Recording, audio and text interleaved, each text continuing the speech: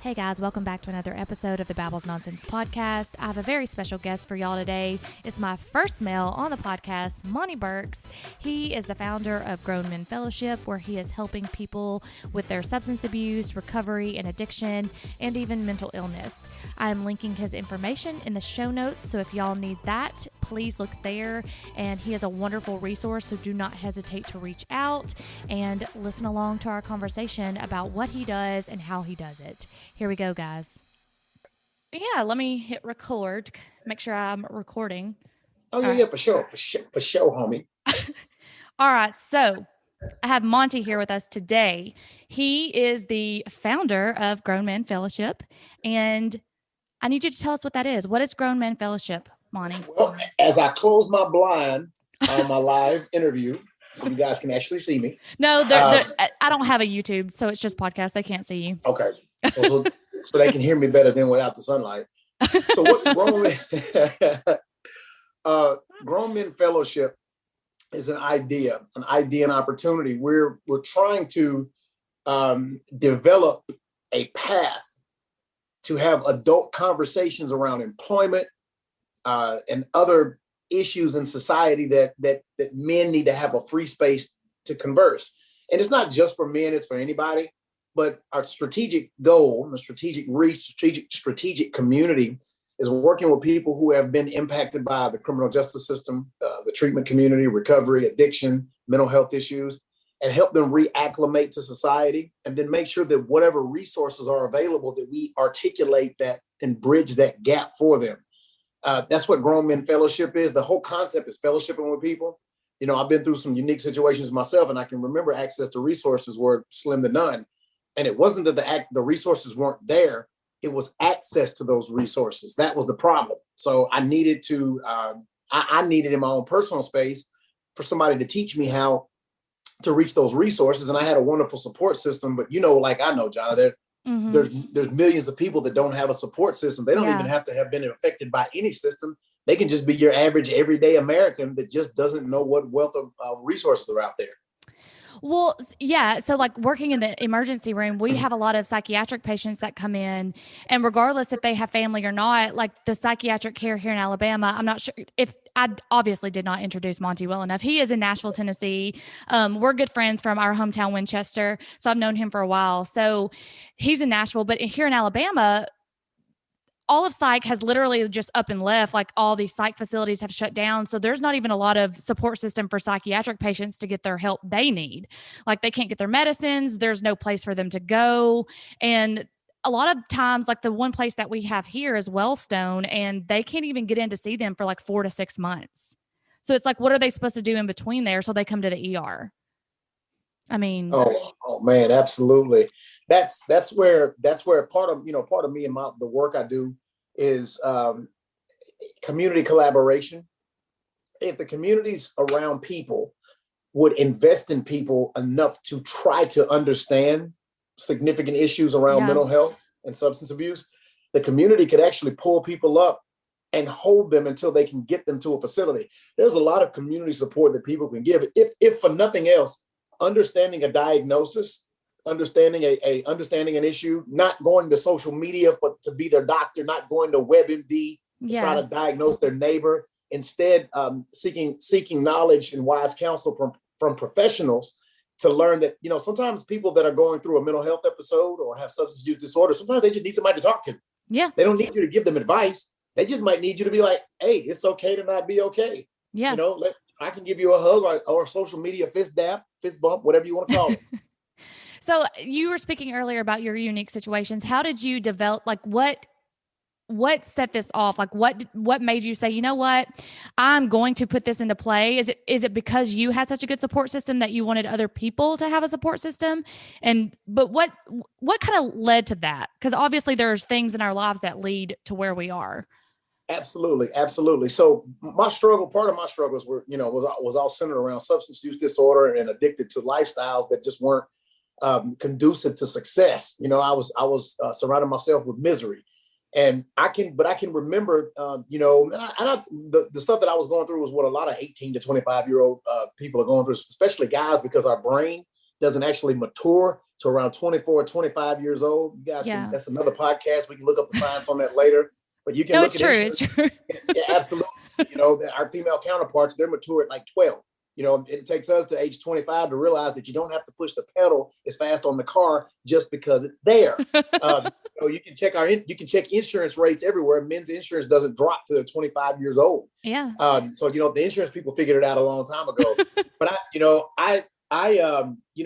going through some of the struggles that I went through, I did have a support system, but I remember being around a lot of people who didn't. And even with my support system, they supported me because they loved me, but they didn't necessarily even know what the resources were, but they were willing to learn. And so that's kind of where I come from with this is, you know, part of the recovery process, part of the resiliency that's in my life, it came from me being able to one is realize that when I was when I got in a situation where I felt the similar storm, that I didn't have to get wet again. There were umbrellas out there. You know, there was shelter for me to walk on. There was a car for me to get into, a house for me to go in. And me knowing that so many other people are like, okay, similar storm, I'm just going to walk out in the rain and see what happens, because they don't know of the resources. They don't know who to call. They don't realize that there are hotlines. There are suicide prevention hotlines. There are people that you can literally text. There's national text hotlines you can go to. Oh, I didn't when you have know that. suicidal ideations. Absolutely. And I'll send them to you so you can send them out to your listeners. Yeah. You can share the social media. But there are national hotlines when people have suicidal ideations, you know, and there are numbers in Tennessee as well as Alabama when people need help with substance use disorder to at least connect them to someone to have some kind of peer conversation. But we didn't have that when I was going through stuff. I just had a very strong mother in my life that was like, you know, I'm not going for it. You're not going to go back and go through these situations. I'm going to help you get your life together, or else. She put that old southern Pentecostal love and grace on me. But that's part of my recovery process. I said it early on that I was going to give back so people didn't have to go through the same misery that I did. I was not afraid. Let me throw something at you in the process. I'm in long-term recovery. This is for the listeners. I'm in long-term recovery from substance use disorder. I was addicted to ecstasy and ketamine in my early 20s. You had access to ketamine? In my early 20s, John, I had access to everything. Wow. I'm shocked because I didn't even hear about ketamine until a couple of years ago when they brought it into the ER. I didn't know that you could get that on the street. Absolutely. And this was, 1999, 2000. Wow. And it was, so it was a popular street drug. And, in club scene, I was in the club stuff, and, I got caught up in a lifestyle, and those were the two things that kept me connected to the lifestyle, or the lifestyle connect. There was a correlate between the two. I don't know. I'll never know which one pulled the other one the worst. But I remember every time I tried to stop doing one or the other, that I would go through a mental withdrawals. Withdrawals would then go to physiological withdrawals. And I was like, you know what? And a lot of us do that and don't even realize it. People go through withdrawals from Coca-Colas. Caffeine. I can't stop. Caffeine. I can't stop drinking coffee. So imagine something that is damaging your insides and damaging your brain, as opposed to a coffee bean that actually stimulates your brain so you can think. So the coffee is one thing, but something that's ruining your insides is something else. And, I can remember no resources, nobody I could talk to. And if I did talk to somebody, the first thing people would say was, I was like, hey, listen, if I was to go to somebody and say, I use this, that, the other, I need some help. The first thing they'll do is call me a name, because society programs people to judge people before they love them. Yeah. And I agree with that, because I've always said this: addiction is addiction is addiction. It doesn't matter if you're addicted to coffee, if you're addicted to drugs, or like me, I'm addicted to the gym. Is one healthier than the other? Yeah, probably. But it's still a difference when you're trying to talk to your friends and they're like, well, just get over it. Just move past it. And you have to start thinking like substance abuse, since it is not as healthy, you're like, I can't just move past this. I need help. And like, how does your friends or your mother or how do they help you if they don't know, they don't understand it themselves? If you cannot physically put yourself in someone's shoes, how do I help you? Absolutely. And, and that's, again, you hit the nail right on the head, is some people, even though they're compassionate and they want to be empathetic, they don't have the proper context nor the lived experience to understand that I just can't stop. Sometimes a person just can't stop. I don't like it when, and I respect people that want to help, and sometimes they just don't have the right terminology, the right background. Pull yourself up by the bootstraps. When I was young, this is what I did. And I'm like, bruh, when you were young, they didn't make synthetic drugs that attached to your opioid receptors and hijacked your brain's neural pathways. We literally have, things now that are designed to hijack your brain and to keep you hooked. Listen, John, I don't know, I know I'm not listening to all your podcasts, but I'm going to now because I'm on one. So I totally get access to the full library, even the stuff that nobody else has heard, even the Dave Chappelle cuts. I get on those too. But 7 days of prescribed opioid medication can cause a person's brain to become dependent. That 7 days. True. Yeah. Yes, that doesn't mean they got it off the streets. That could mean they got it from their dentist. That's true. And it's 7 to 10 days. From 7 to 10 days, it takes 99 to 100 and some odd days for them to get that out of their system. Imagine a person that doesn't have a healthy structural support system. They're surrounded by people that are doing the same thing, or they've just had a hard roll of the dice. There could be all kind of biopsychosocial, social, spiritual issues kind of intersect with them. Next thing you know, the person went from dependency to addiction to all of the things that go with it. And then we have people out here like, well, you know what I would have done? I would have done this, woulda, shoulda, coulda, whatever. Yeah. We're dealing with a person that is suffering. Maybe you can have that conversation with them after they heal. But until then, don't inject your advice on someone when you're not qualified to advise them. Because you look cool and you got a great job doesn't mean you should advise somebody. Why don't you just hold your hand out and give them a hug for a minute and say, let me get you to somebody that's qualified. Exactly. So my family, and yes. My sister, I've spoken about this on a previous podcast. My sister was addicted to alcohol. Couldn't get off alcohol. She finally didn't have a choice because her kids got taken from her. And so then it took something of that measure for her to be like, oh, well, maybe I should get my stuff together. So, and they say it's hereditary, right? Like substance abuse is hereditary and they grow up with that addictive thinking, which we'll touch on. And I can understand that because I love to drink alcohol. It makes me feel better. I feel better when I drink. I'm more social because I have social anxiety. But the only thing that keeps me from not going down that path is my health. I'm more addicted to health in the gym, and alcohol if I drank every day, it would keep me from going to the gym and having good workouts. So thankfully, my brain is more addicted to something better, but I could have easily been my sister. I could have easily been like, you know what? Don't care about that. Let's go drink. Absolutely. Yes. So you've differently associated things with what you do, with your lifestyle choices, and you've not allowed those one thing to outweigh the other. Listen, there's a comfortable median to a lot of things. Anything in excess can be too much. Going to the gym and too much, you can start wearing and tearing your body. But you figured out a comfortable medium. There's so many people that don't have all of the other things going on in their life. They'll pick one and then run with it. Well, I did. Because my episode I released today was talking about in college when everyone started telling me how good I looked when I lost weight, it became a disorder, and I would go to the gym all the time. If I eat anything, I would try to go work it off. So it did become a problem. Like I was at the gym 5-6 hours a day. I mean, I know. Look, I totally get it. But, society and their definitions and what people, and I say we because, I've grown up and been, incidentally part of it. Now I know better. But we love to tell somebody or to define somebody by a physical attribute. And sometimes we start, we can label people something or start convincing them of something. And then all of a sudden they think that that's who they have to be. And that is not true. People can be who and what they want to be. They can grow and evolve into what they want to be. And just because it doesn't match my expectation of them doesn't lessen or diminish anything they do. Oh, I love that. I work in the mental health field. And let me tell you something, sister. I am so proud of people who gravitate and express their individuality. I don't always necessarily agree with what they're doing, but I don't care. I think it's actually pretty cool when people start the innovation and expression.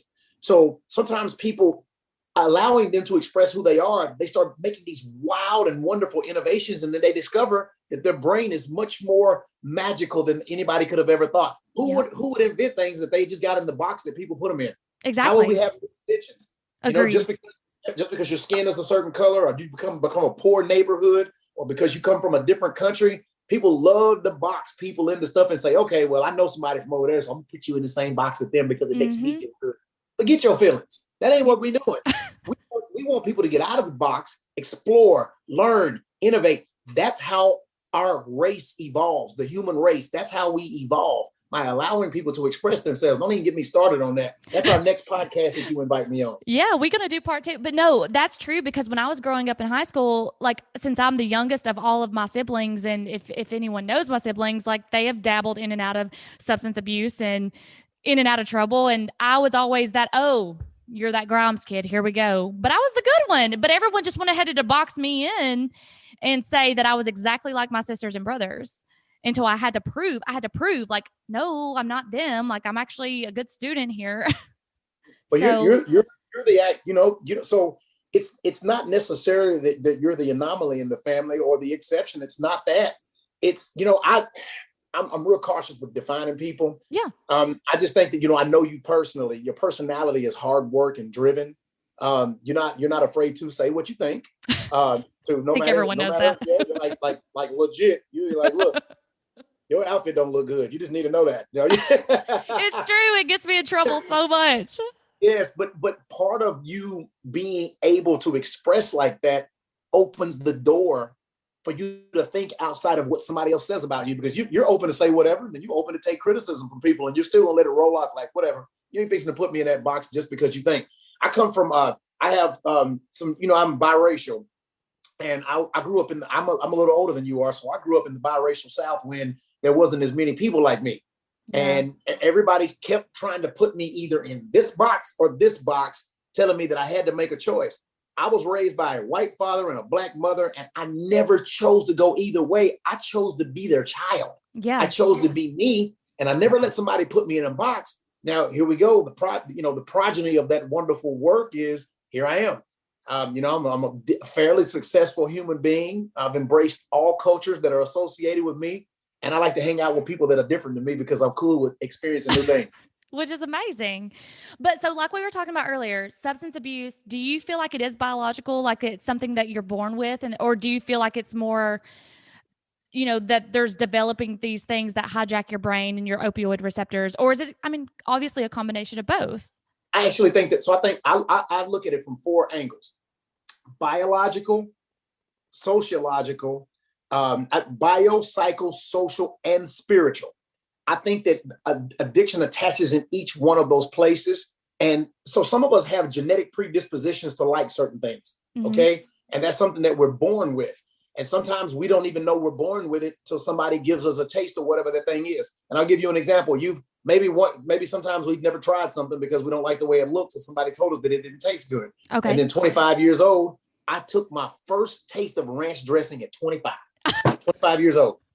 I have a bottle of ranch the size of a car now downstairs because I literally found out that you can dip every food in ranch, and it turns into something super fragilistic, expialidocious. Like I remember that when I was a kid. But so there's heredity, but there's also learned things. And you can be taught things. And also, the environments that we're in, people can have lower inhibitions around alcohol and drug use and be like, you know what? It's not really that bad. They can redefine what it is to you, and then a person will use, and then that's where the biology kicks in. That's where the biology will kick in. The person may already have a genetic predisposition. The environment that they're in taught them that it was okay to try something new, and they had a landmine or something inside of them waiting to be introduced to that. And also, I believe in the spiritual side of it. I'm a person that's in long-term recovery. I believe that part of the recovery process is connecting spiritually to something greater than yourself. I know that everybody doesn't have a spiritual connection. I'm cool with that. I don't care what you believe in. I don't. That doesn't bother me. Part of my faith is, for me, encourages me to work with people who are different than me. And I have found so often that we in communities, we like to, around addiction and mental health, it's different because we're all trying to gravitate toward each other to figure out this way to overcome the issues. But in communities in general, everybody likes to try to figure out ways to divide themselves from each other. It's true. Like, it's true. okay, hey, you got a black hat on today. Shoot, we got red hats on.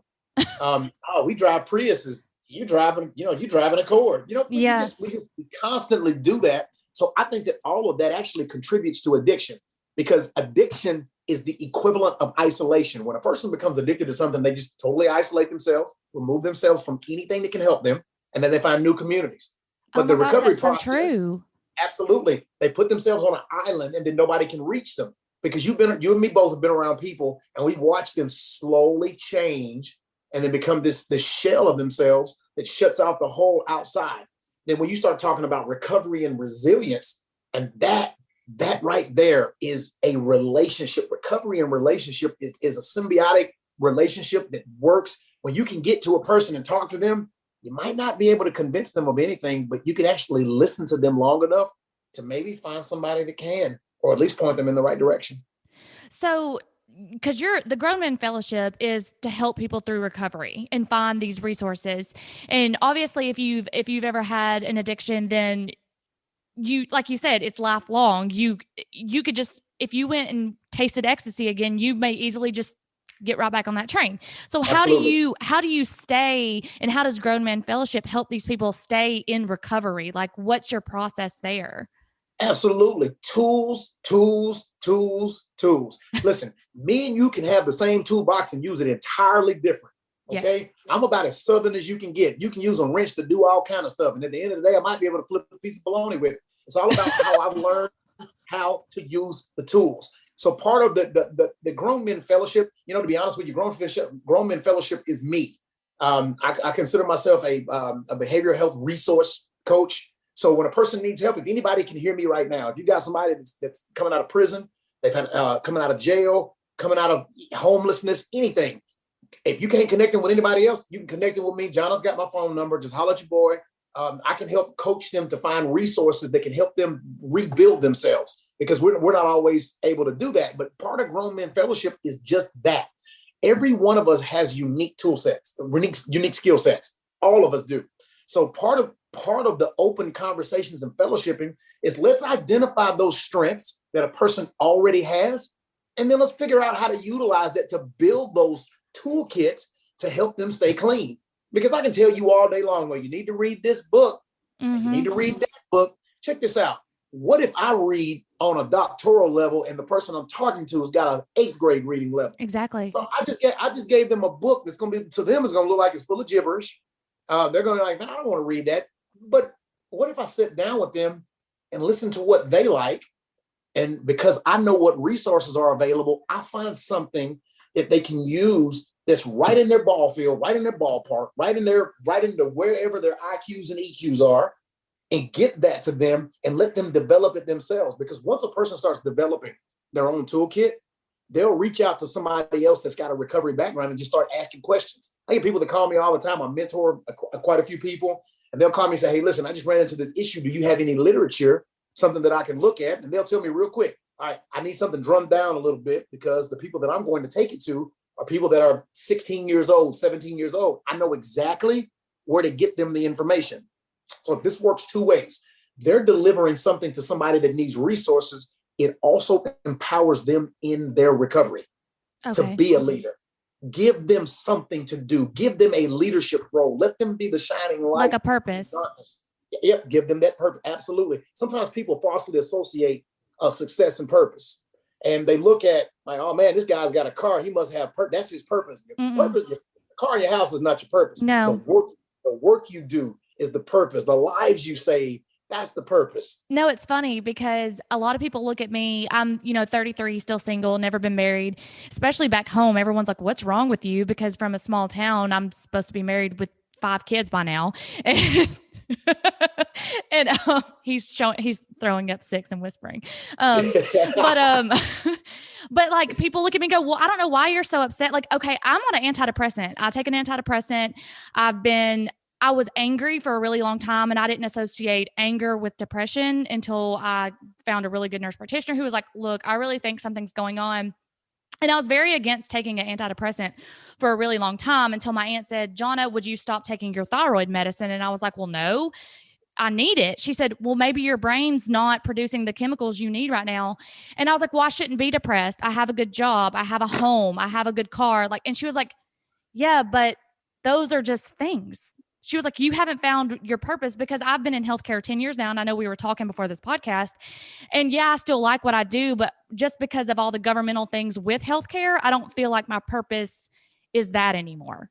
And until I did this podcast, like I love doing this podcast. I'm not saying this podcast is my purpose, but I haven't found that one thing, because I've always, like, this is going to sound crazy, but I've always been like, I have a strong voice. I'm meant to change something, and I'm going to change something someday.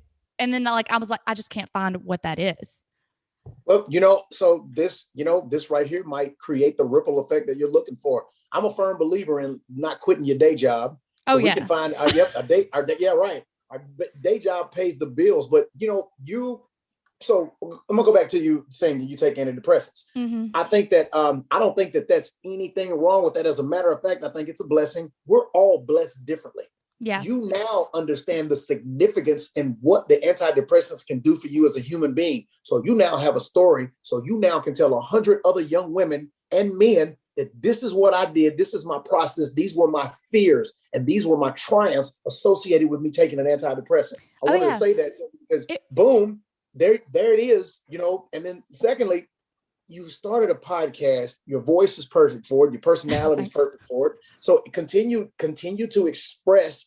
I think that part of your purpose is right here. This is just me thinking out loud. Of course, I don't know anything, but I think that part of your purpose might be to spread good news. Good news doesn't have to be good news to everybody, but it can be good news to those who are willing to listen. You got friends, you got family members, you got me, you got my friends.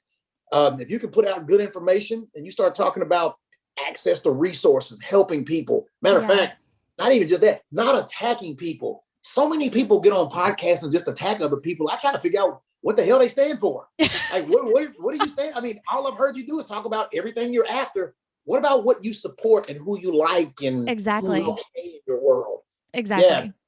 That's a tangent we got off on. But when you were saying the resources and stuff, so working in the ER, when I have people that come in on substance abuse or, psychiatric patients with mental illness, and they do truly want help, like they come, they're reaching out, they're like, I need help. They don't have the finances. And the places that we refer them to are really expensive without insurance. So how do we get these people, if you're like, so we all know, like, if you want to be in recovery, first and foremost, you have to make that decision yourself. Absolutely. No one can force you to do that. You have to decide yourself, okay, I want out of this. Like, it's hard, but I want out. So then how, like, we have you to get resources. Do you have resources that are financially able for people to get to? Because I know the ones that we give out in the ER, they're expensive.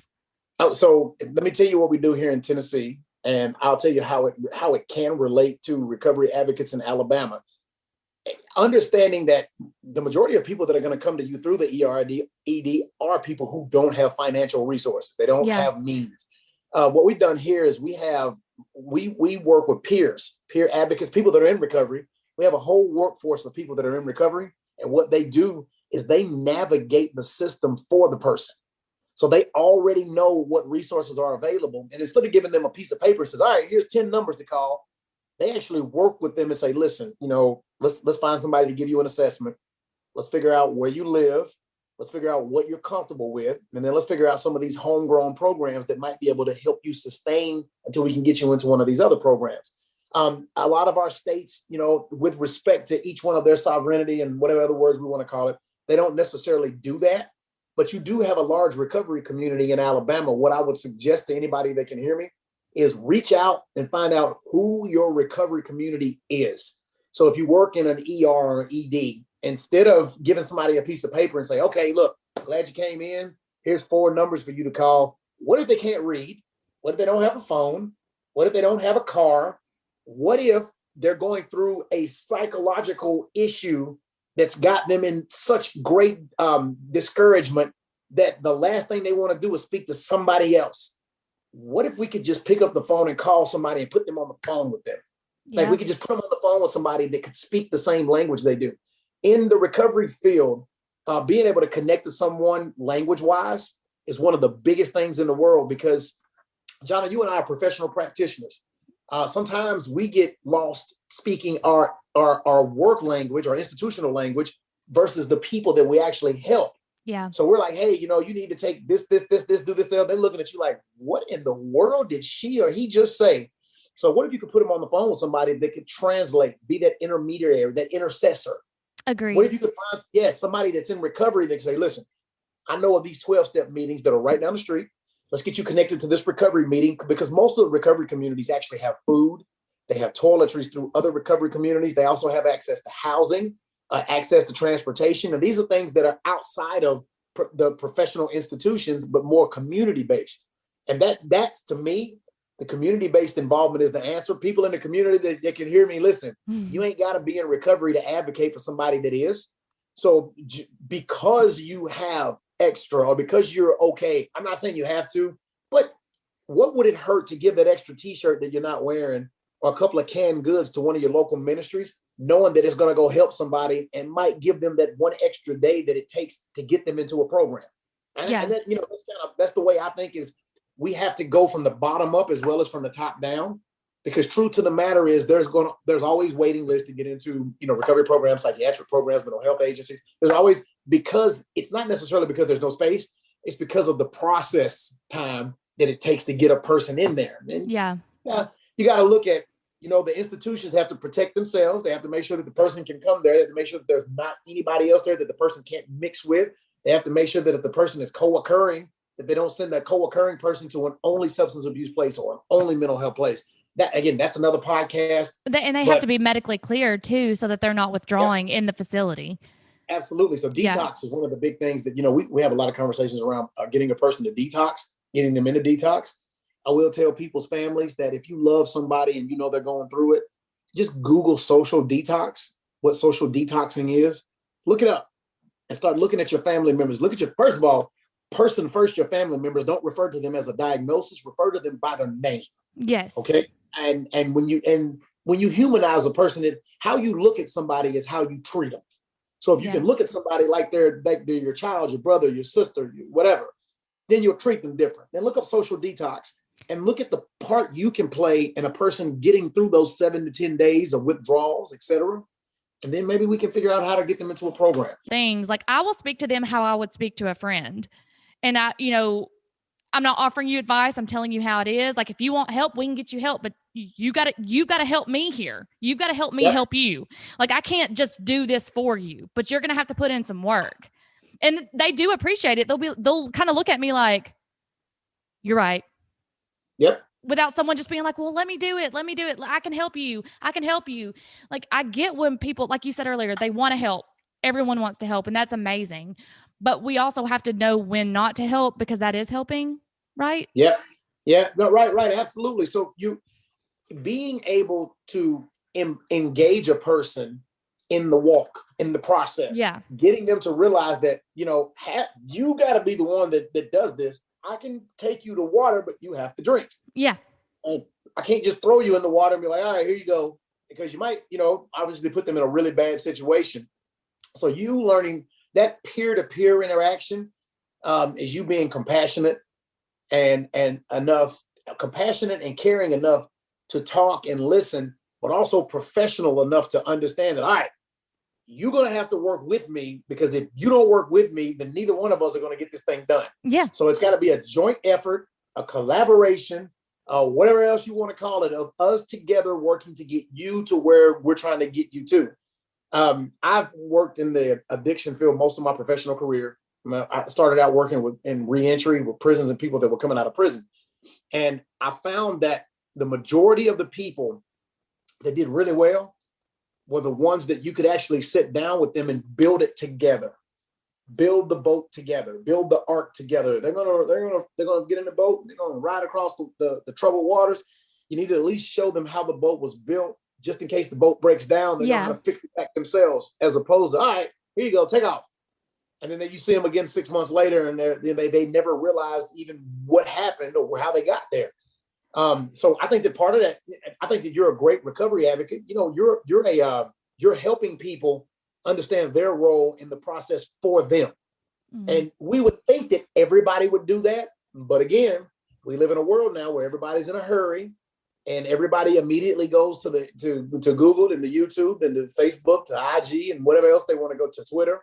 And all of a sudden they become an expert at something.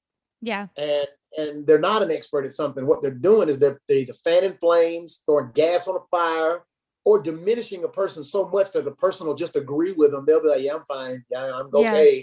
I'm fine. Thank you so much for helping me. In actuality, they just hurt the person. Yeah.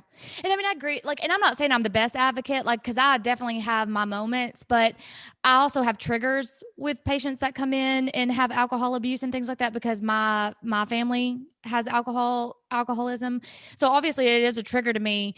And you know how people, like, when you're trying to help them, but you're like, let's say I'm trying to help you in your issues, but I'm really actually talking to my sister through you. You know what I'm saying? And like, it has nothing to do with what you're going through, but you're trying to like talk through someone because you can't talk to that person.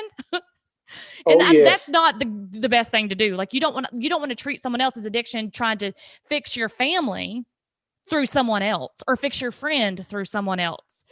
Does that make sense? No, it absolutely does. And a lot of people probably do that, especially when they don't really understand what they're dealing with. So many people, Jonna, think that it's a lot easier than it is. They just think that I can like, you know what? I've got experience with addiction because somebody in my family, one person went through something. So I'm going to tell you to do what they did. Okay. Doesn't work like that because everyone's different. Yep. Everyone is different. It's not a cookie cutter approach. And second, the whole conversation around, why don't you just quit? Duh. I might have already tried that, especially when I lost my house, my car, my girlfriend, my wife, my dog. I just sung a country song all the way to the feet. Didn't even mean to. Lost my razor too. I had my razor to it. That way I went straight country. But so many people think that that's all you have to do is say, I quit. Yeah. Like, no, it's not that easy. Like, I've never had a substance abuse, but again, like we talked about earlier, I've had addictions to other things like the gym and coffee and stuff. I've tried to quit coffee, cannot do it. Like, but no one society, like you said, quote unquote, society doesn't see a caffeine addiction, anything wrong with it. Cause in America, we're supposed to stay up 24/7 and work anyways. So there's nothing wrong with being addicted to work. There's nothing wrong to being addicted with fitness or your body or caffeine, but then someone's addicted to alcohol and it's like, oh, wait a minute. Nope. Sorry. Done with that. Well, I think that the medium there though, is you being addicted to the gym is a healthy lifestyle change versus the alcohol addiction. And again, that's just me, my opinion. Of course, everything taken out of moderation into full blown. If I don't do this right now, I'm going to have a nervous breakdown. Those types of that type of thought process can make things unhealthy. I will say this: part of my recovery journey was sports, back training. Fighting. Yeah. I got into mixed martial arts. I've been a lifelong martial artist. I've trained since I was a kid, and I still train. I still teach. I teach jujitsu when I have a time. I teach kickboxing. Whenever I got. That's how we initially met. Is that my friend and I came to your MMA class in Winchester and did your class, and then I was like, "Hey, can you help me lift weights?" And then you hand me some 5-pound weights, and I'm like, "Monty, really?" I was like, "I can lift heavier than this." Yeah, your personality ain't 5 pounds. Not no way at all. You're like, "Here you go." I was like, "Really?" Ain't no 5 pounds in John Grimes' life. Not a lick of 5 pounds. So if anybody can hear me, y'all, she lifts way more than 5. Put a 0 on it and get out the way. There's a song that she wrote that I just, again, I'm not gonna give her full credits for it. I believe it was ludicrous and mystical than somebody else. But anyway, but you're right though. That was my path to maintain where I was at. It was kind of, I had to retrain my brain for years, Jonna. And as I retrained my brain, it was a lot easier for me to accept constructive criticism and to move back into more healthy lifestyles. And, one of the other things that really, really, really, really helped me was helping other people realize the positive effects of fitness. I don't know everybody's not going to go in the gym and listen. I don't know. Sometimes people hear 2 different songs when you hear the same music, 2 different interpretations. I did not say that everybody has to work out. I simply said that I did. And it was that for helped me your recovery. helped my recovery. And I know a lot of other people that it did as well. I know some people that their recovery came from like totally different other stuff, different things, chess, checkers, cards, drawing, all these other wonderful things. And some people just sit and look and stare at blank walls and think, hey, more power to them. I kind of want to know what's going on up there just in case they're solving the world's problems and I want to be included on it. So I have a question for you. Okay. So this is, what number is this of your podcast? Well, I don't know because I always pre-record them. So I think Okay. you're going to be in April because I have it done down to March. So probably 11 or 12. Okay. Fair enough. What exactly, like what one thing can you attribute to that made you just go ahead and do it? I'm just curious. To start a podcast? Yeah. Just what one, something sent you over the edge. You thought about it, but something took you out of pre-contemplation to contemplation to action. Something made you do it. So my personal trainer, Annie Miller, I started a macro nutrition page because I got certified in nutrition right before COVID, and me and Annie talk a lot. And I was talking to her about starting a podcast because I like to talk. I like to talk a lot.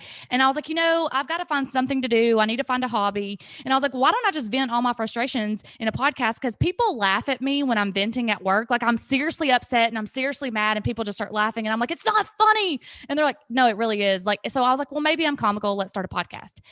So I was talking to Annie and I was like, no one's going to listen. And she said, well, if no one listens, they're already not listening. So why not just start it? And I was like, yeah, why not? That's a good point. Like no one's listening anyways. So if no one listens, then what changed? Nothing. I love her approach to this. Like, yeah. What else do you have to lose? Like, if only me and her listen, there's two more people that were listening when you didn't record it. Yeah. And I think it was just more of like, I have social anxiety. And so a lot of it was, this was a therapy for me because I'm trying to learn to talk to more people because I know it doesn't seem like I'm shy, but I actually am shy when I first initially meet people. And I have a hard time like thinking before I speak, obviously. And so I'm trying to get better at that. So I thought this podcast would just help me with that. Well, I can feel the empowerment coming from your voice. That's the reason I asked that is because you do. Okay. Well, what I was saying was I appreciate you letting me come on here. I can hear the power in your voice. This is something that you're impassioned about. So I absolutely see you being able to reach a lot of people because you're going to ask the right tough questions. Plus, you from my hometown, we country folks, we do big things in the country. So to other people that don't understand. Yeah. Well, I mean, I really wanted to have you on this podcast. And just so you know, you're the first guy I've interviewed so far. Every podcast has been a woman. So you will be the first male on my podcast. Well, tell everybody that I said hello and hi. I joined Elite Company. So I'm thankful to be, I'm empowered now. I'm with girl power all the way. I appreciate y'all letting me jump in. No, I really appreciate it. And can you tell everyone where they can find you if they need help and to reach out to you? So you can email me if you need help, if you just want to chat. My email is grownmenfellowship@outlook.com, grownmenfellowship@outlook.com. Or you guys you can reach out to me at 615-785-6063, 615-785-6063. I've got a lot of experience working in the behavioral healthcare system. So I love to sit and chat with people to help them, to realize that they have resources around them and to figure out strategically how to use them. So I'm always open, willing to come and talk to anybody. And, I haven't been to Huntsville in a long time. So if you guys just holler at me, I will surely come to Huntsville. And you guys can take me out to one of the awesome places to eat and we can just sit down and talk about resources and how to get this thing done. Yeah, definitely. And I will link all that in the show notes for everyone so that they will be able to see it. And Monty, thank you again so much. And yes, thank you, Jada. All right, guys, that's it for this episode. I really hope you enjoyed it. Don't forget to like, rate, subscribe, and share the podcast. That way it gets out into the world and into the ears of other people. You can always find me at babbles_nonsense on Instagram. And until next time, bye.